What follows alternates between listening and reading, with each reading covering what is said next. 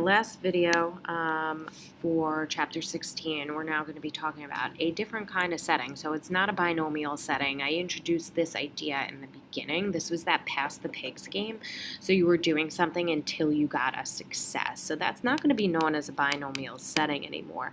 These are actually now going to be called a geometric setting. So there's not a fixed number of trials anymore. This time you're going to be doing something until you get a success. So you're going to roll a pair of die until you get a 6. You're going to roll, you're going to pass the pigs until you get, and whatever it was.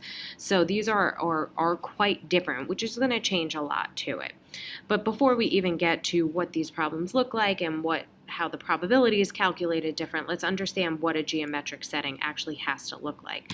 So a geometric setting arises when we perform independent trials of the same chance process and record the number of trials until a particular outcome occurs. So until you get a success, in other words.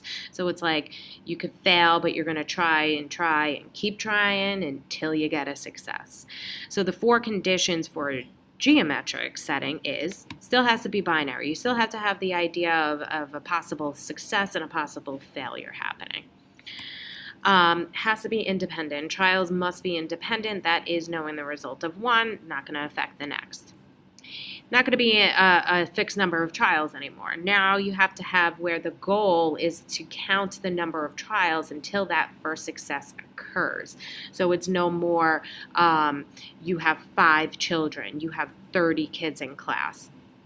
Now you're going to keep doing something. You have to be able to count the number of trials until you get a success. And then finally, the much like your binomials, the probability of success, it has to be the same on each one. Okay, so it's bits as opposed to bins. Okay, so in a geometric setting, we define the random variable y to be the number of trials needed to get to the first success. Then y is going to be called the geometric random variable. The distribution of y is called a geometric distribution. Okay. Like binomial random variables, it is important to be able to distinguish situations in which geometric distributions does and does not apply.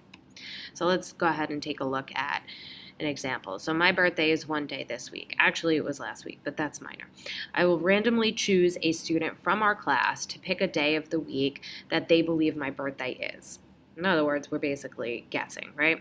So if the student picks the wrong day, I am going to choose another student at random to choose another day. The game is going to continue until somebody finally chooses my correct birthday.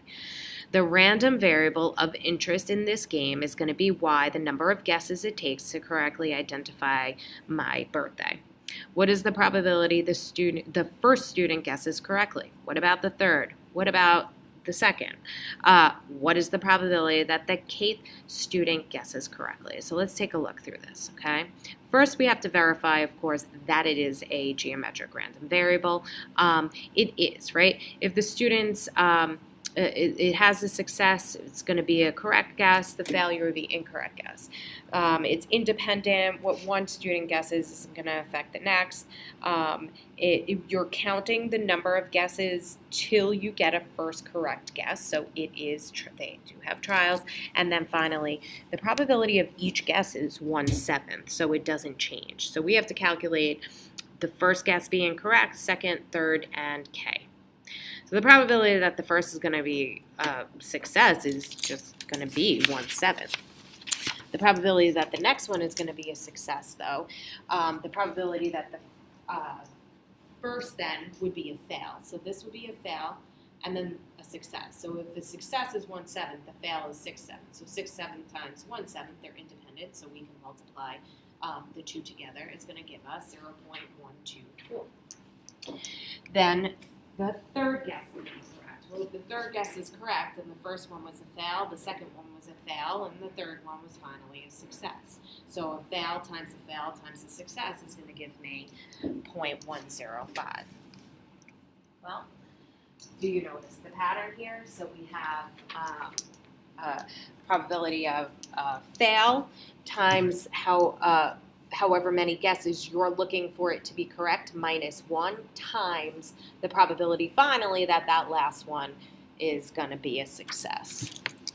Okay, so y has a geometric distribution with probability p success. The possible values of y are 1, 2, and 3 if k is any one of these values. So you're looking for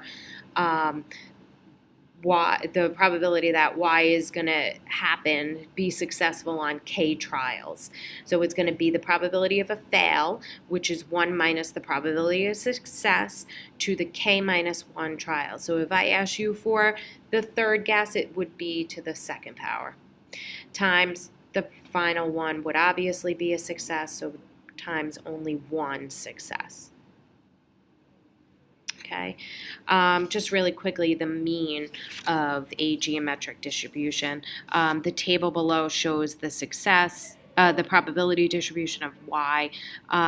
We can't show the entire distribution because the number of trials it takes to get the first success could be an incredibly large number. Okay, you don't know. It could keep going and going and going, right? So the heavily right skewed shape is characteristic of every geometric distribution. That's because the most likely value is 1. The center here at 7, we'd expect it to take about 7 guesses to get our first success. The spread, the standard deviation, is going to be 6.48. If the class played the birthday game many times, the number of homework, would differ from 7 by about an average of 6.48. So the expected value here is going to be found by taking 1 over the probability of a success.